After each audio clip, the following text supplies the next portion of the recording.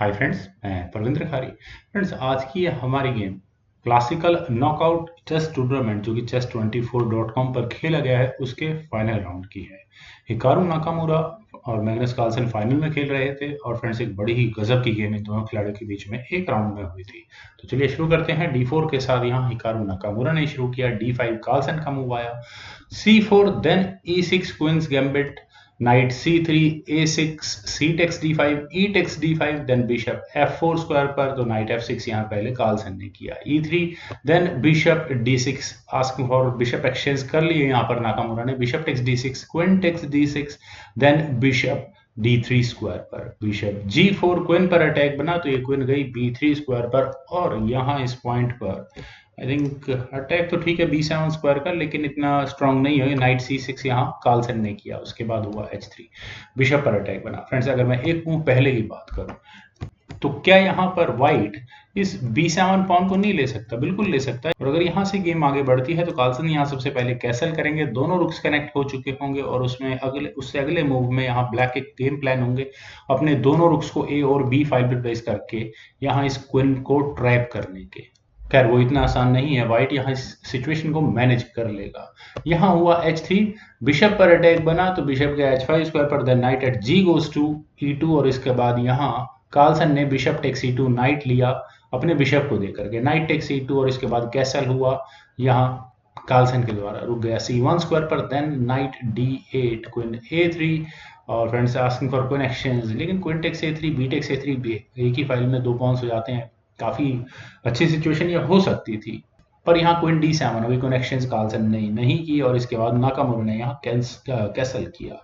g6 then night f4 square पर, रुक e8 तो बिशप गया c2 स्क्वायर पर, c6 देन नाइट d3 और नाइट के d3 स्क्वायर पर आने के बाद यहाँ नाकामुरा के नाइट के लिए बहुत स्ट्रांग मैं कहूंगा आउटपोस्ट तैयार हो चुकी है। नाइट e6 कार्लसन ने आप पहले किया, f4 then knight g7 square पर, नाइट के g7 स्क्वायर पर जाने के बाद एक आउटपोस्ट यहाँ मेरे ख्याल से ब्लैक को भी मिलती हुई नजर आ रही है। खैर फिलहाल यहाँ अटैक है इस e3 पॉन पर या इस रुक के द्वारा, तो f5 पहले यहाँ पर व्हाइट ने किया। फ्रेंड्स, ये मूव काफी इंटरेस्टिंग है।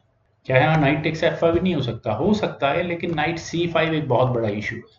यहाँ से अगर ये गेम आगे बढ़ेगी तो क्वीन c8 जैसा पहले क्वीन बचानी होगी, उसके बाद होगा बिशप टेक्स f5, जी टेक्स f5 और यहाँ open structure for black king बड़ा ही अनोइंग होगा यहाँ पर ब्लैक के लिए। तो कार्लसन ने यहाँ पॉन एक्सचेंज नहीं की, उन्होंने यहाँ अपने जी पॉन को आगे पुश कर, तो नाकामुरा ने यहाँ अपने नाइट को रखा e5 स्क्वायर पर, क्वीन पर अटैक बना। मोस्ट अवेटेड मूव था काफी देर से, क्वीन गई c7 स्क्वायर पर, देन हुआ h4। अभी भी यहाँ कार्लसन ने पॉन एक्सचेंज नहीं किया, उन्होंने अपने जी पॉन को आगे पुश कर दिया। क्वीन गई c3 स्क्वायर पर, then knight at g goes to h5। और ये फ्रेंड्स यहाँ मूव किस तरह के नजर आते हैं? मुझे कुछ इस तरह की गेम की पॉसिबिलिटी नजर आ रही है फिलहाल। खैर क्वीन गई e1 स्क्वायर पर, देन रुक टेक्स e5, इस नाइट को एलिमिनेट करना शायद जरूरी था कार्लसन के लिए, लेकिन कार्लसन कमाल का गेम खेलते हैं। Queen d takes e5, queen takes e5, then queen गई c3 स्क्वायर पर, क्वीन एक्सचेंज ऑफर, लेकिन इतनी अच्छी सिचुएशन में आने के बाद क्वीन एक्सचेंज नहीं की जा सकती। क्वीन गई g3 स्क्वायर पर, कुछ देर के लिए अटैक बन सकता है इस पॉन पर, थोड़ा मुश्किल है। तो नाकामुरा ने यहाँ अपनी क्वीन को लिया e1 स्क्वायर पर, then queen d6, queen f2 तो रुक e8 स्क्वायर पर, रुक eight c goes to d1 और इस मूव के बाद माइट भी यहाँ ये पॉन आगे पुश होने की पॉसिबिलिटीज हो सकती हैं, क्योंकि क्वीन यहाँ रुक के सामने आ चुकी है। क्वीन गई e5 स्क्वायर पर, देन रुक d4 तो c5, रुक पर अटैक बना तो रुक गया d2 स्क्वायर पर, knight g3, then rook at f goes to d1 और यहाँ d फाइल में कुछ क्रिएटिव करने की नाकामुरा की तैयारी है।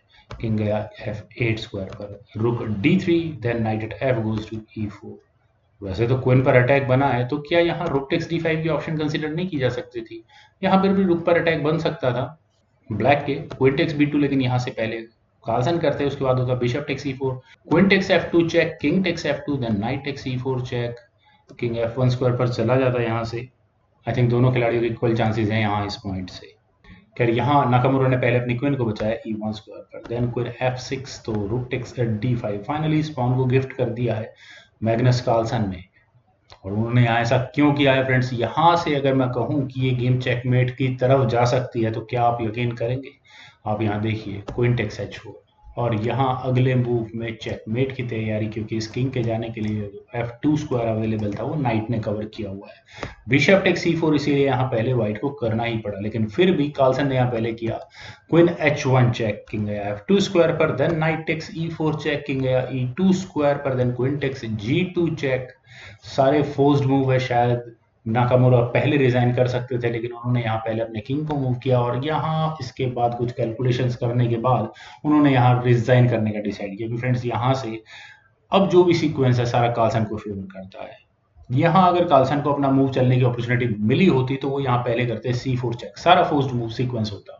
अब चाहे तो व्हाइट यहाँ इस पॉन को ले सकता है या फिर अपने किंग को बचाने की कोशिश कर सकता है। मान लेते हैं किंग D4 स्क्वायर पर चला गया तो क्वीन टेक्स B2 चेक होगा, किंग टेक्स G4 होने के बाद होगा रुक C8 चेक, किंग के लिए D3 स्क्वायर ही बचेगा, देन होगा क्वीन C2 चेक और अब किंग के लिए बचेगा D4 स्क्वायर, इस पर होगा रुक C4 चेक, किंग के लिए बचेगा यहाँ E5 स्क्वायर और फाइनल मूव में कहूंगा क्वीन H2 चेक का, और यहाँ ये चेकमेट हो चुकी होगी। पूरा सीक्वेंस वो ज्यादा से ज्यादा व्हाइट यहाँ अपनी क्वीन बीच में लगा सकता है, तो उसके बाद होगा queen G3 check and that's it, that's a mate. तो नाकामुरा ने पहले किंग को मूव तो कर लिया, लेकिन इस मूव के बाद कार्लसन पूरी तरह से गेम को डोमिनेट करते हैं। फ्रेंड्स मुझे उम्मीद है कि आपको ये वीडियो जरूर पसंद आई होगी, तो आप लोग इस वीडियो को लाइक, शेयर और मेरे इस यूट्यूब चैनल चेस गुरु को प्लीज सब्सक्राइब जरूर करें। आपके कमेंट्स का मुझे बेहद इंतजार रहेगा। Thank you for watching and bye for now.